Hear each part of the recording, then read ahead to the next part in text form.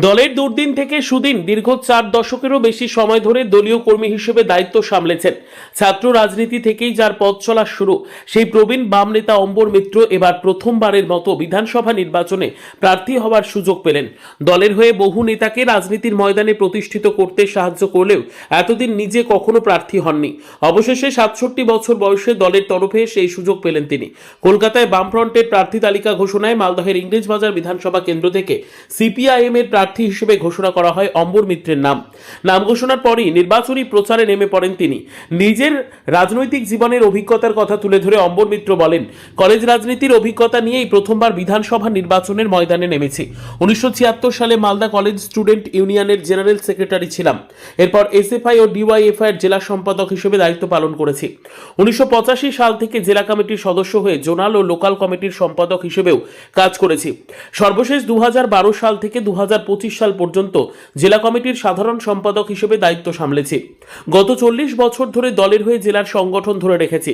এতদিন অন্যদের জন্য লড়াই করেছি, এবার দল আমাকে প্রার্থী করেছে, তাই নিজের জন্য লড়াইয়ে নেমেছে। প্রার্থী হওয়া মানে আমি রাজনীতিতে আছি 1976 সাল থেকে।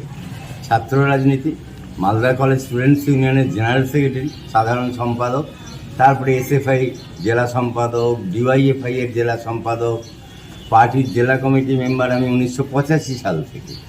1985 2026 মানে 40 বছর ধরে আমি পার্টির জেলা কমিটি মেম্বার।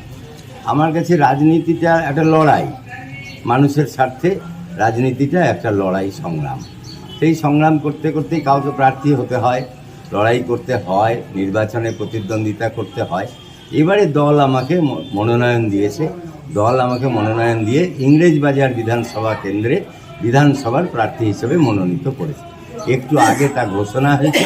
আমি এই লড়াই সাধারণ মানুষকে নিয়ে লড়াই করব, সাধারণ মানুষের পাশে থাকব, তাদের বিভিন্ন সুখ দুঃখ আন্দোলন সব কিছুর সাথেই আমি মানুষের সাথে থাকব এবং এই নির্বাচনে আমি মানুষের কাছে ভোটটাও প্রার্থনা করব যাতে তারা আমাকে ভোট দিয়ে নির্বাচিত করেন। এদিকে বর্তমান জেলা কমিটির সাধারণ সম্পাদক কৌশিক মিশ্র জানান, জেলায় মোট 8টি আসনে বামফ্রন্টের প্রার্থী তালিকা ঘোষণা হয়েছে। এর মধ্যে একটি আসনে শরিক দল আরএসপি এবং বাকি আসনগুলিতে সিপিআইএম এর প্রার্থীরা প্রতিদ্বন্দ্বিতা করবেন। রাজনীতিতে দক্ষ পরখাওয়া, ছেলেবেলা থেকে ছাত্র রাজনীতির মধ্যে দিয়ে শুরু করা, সেই 84-85 সালের সময় থেকে ইংলিশ বাজারের মতন একটা গুরুত্বপূর্ণ আসন, সেখানে এ ধরনের রাজনীতিতে ওজনদার প্রার্থী দরকার আছে বলে আমরা মনে করি। 16 সালে আপনাদের সবটাই, কোনোটাই সহজ না, কোনো লড়াই সহজ না। তাপ তো থাকবেই, কিন্তু মানুষ ঠিক করবে কোন লড়াই কি হবে না হবে, আগাম তো আমরা বলতে পারি না। আমরা আমাদের পলিসি, আমাদের স্লোগান, সেগুলো নিয়ে মানুষের কাছে যাব। প্রার্থী হিসেবে মানুষের সাড়া নিয়ে আশাবাদী অম্বর মিত্র। তিনি বলেন, সাধারণ মানুষ তাকে প্রার্থী হিসেবে পেয়ে খুশি, তাই বাড়ি বাড়ি গিয়ে বামফ্রন্টের পক্ষে ভোট সংগঠিত করবেন। রাজনৈতিক লড়াই সবার সঙ্গে হলেও শেষ পর্যন্ত মানুষ যাকে চাইবেন তাকেই ভোট দেবেন বলেও মন্তব্য করেন তিনি। মালদহ থেকে জিএম মমিন, লোকাল 18 বাংলা।